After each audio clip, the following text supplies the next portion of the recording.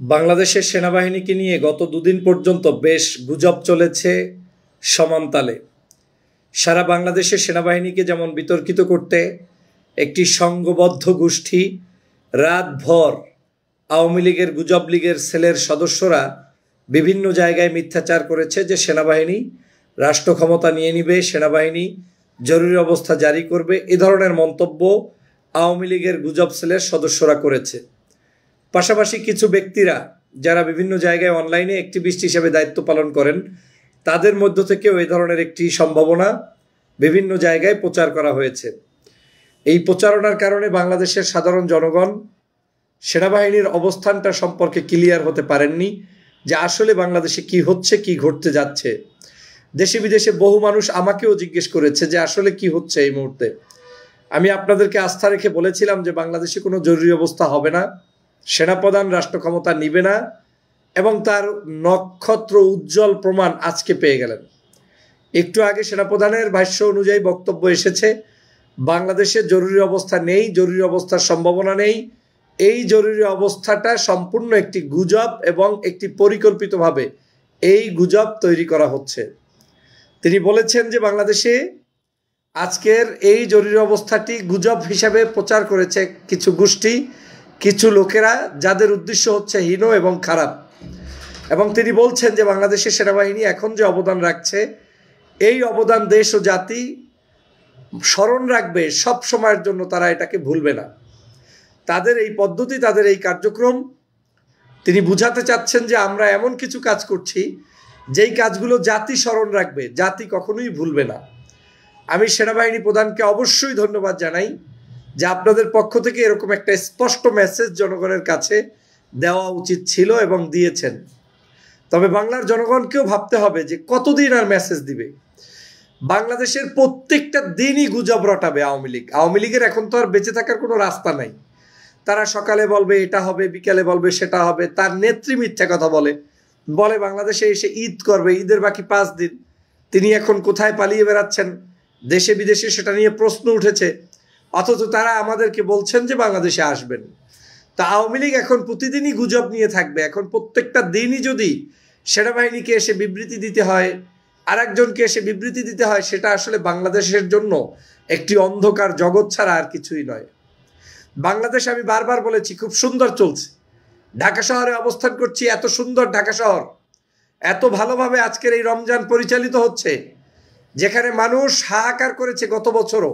রমজানের ভিতরে দ্রব্যমূল্যের ঊর্ধ্বগতি, বিদ্যুৎ নাই, শেখ হাসিনা বারবার কটূক্তি করে আপনাদেরকে কাঁঠাল রানী উপাধি পেয়েছে, মনে আছে আপনাদের নিশ্চয়ই।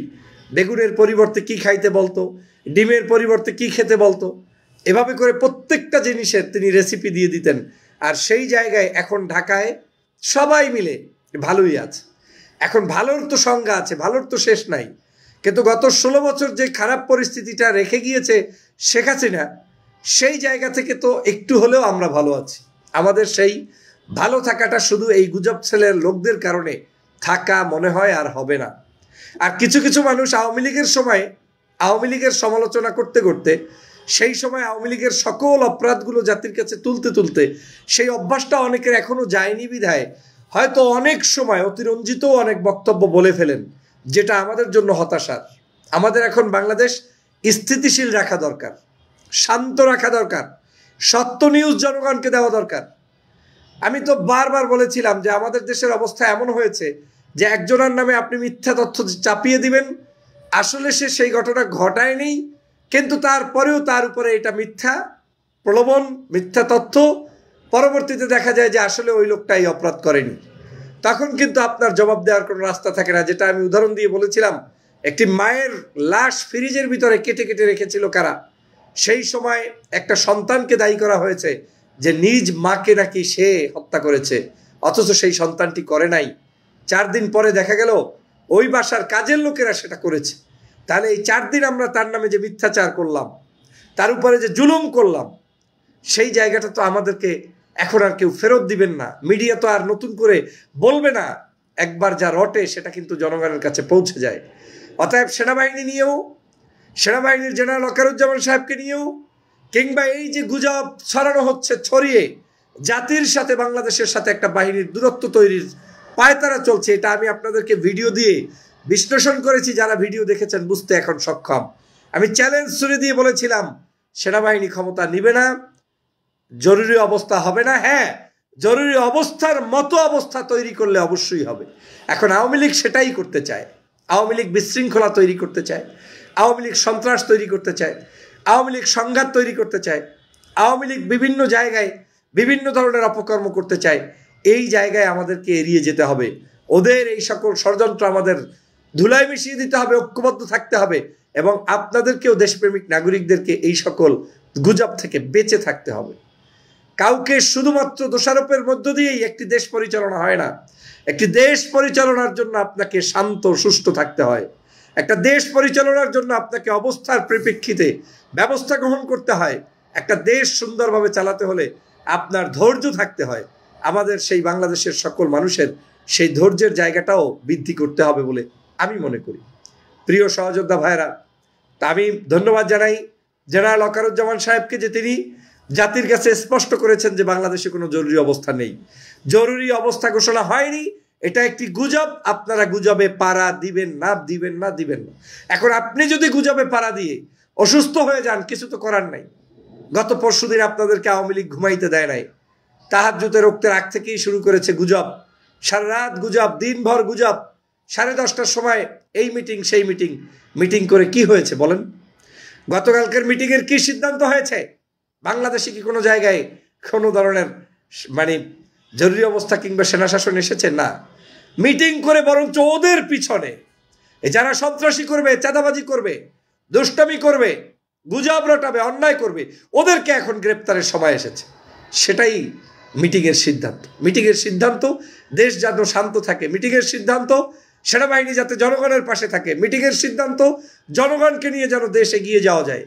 অতএব একটা বাহিনী অনেক গুরুত্বপূর্ণ বিষয়, আমাদেরকে সব বিষয় মাথায় রাখতে হবে। মাথায় রাখতে হবে শেখ হাসিনা এখন আর বাংলাদেশে নেই। আমরা শেখ হাসিনাকে হারিয়েছি, এখান থেকে পালাতে বাধ্য করেছি। এখন বাংলাদেশ আমাদের বিনির্মাণ করতে হবে। প্রতিদিনই আমাদের এই দেশে মিছিল, মিটিং, আন্দোলন করার মধ্য দিয়ে দেশ চলবে না। প্রতিটা ঘন্টায় এগুলো সম্ভব না। ওটা গনে গনে আসে, গনে গনে যায়। এখন বাংলাদেশকে শান্ত রাখার দায়িত্ব ছাত্র জনতার, রাজনীতিবিদদের, আপনাদের, আমাদের সকলের, অনলাইন অ্যাক্টিভিস্টদের। আপনার হয়তো একটু ভিউ কম হবে, কিন্তু ভিউর চিন্তা করে জাতিকে নিমজ্জিত করিয়েন না, ধ্বংস করিয়েন না, বিপদে ফেলিয়েন না। আপনার হয়তো একটু চটকদার কথা না থাকলে জনগণ কম শুনবে, শুনুক না, কিন্তু চটকদার কথা বলে দেশকে বিভাজনের দিকে ঠেলে নিয়ে লাভটা কি হবে বলেন? এ দেশ ক্ষতিগ্রস্ত হবে। আমরা একজন দেশপ্রেমিককে যখন একেবারে জাতির কালপিট বানিয়ে দেই, একটু কি আপনার হৃদয় কাঁপে না যে কেন আমি অমুককে এভাবে বলে ধ্বংস করে দিব? ঠিক না। এ কারণেই আমাদের উন্নতি হয় না, আমাদের দেশের মানুষের উন্নতি হয় না। প্রিয় সহযোদ্ধা ভাইরা, সে কারণে পবিত্র মাহে রমজানে আমি স্পষ্ট করে বলতে চাই, আমাদের এই বাংলাদেশে কোনো গুজব কেউ রটানোর সুযোগ যাতে না পায়, আপনারা সতর্ক থাকবেন। আর সিম্পলি নিজেও একটু চর্চা করার চেষ্টা করবেন যে আসলে কোনটা গুজব না।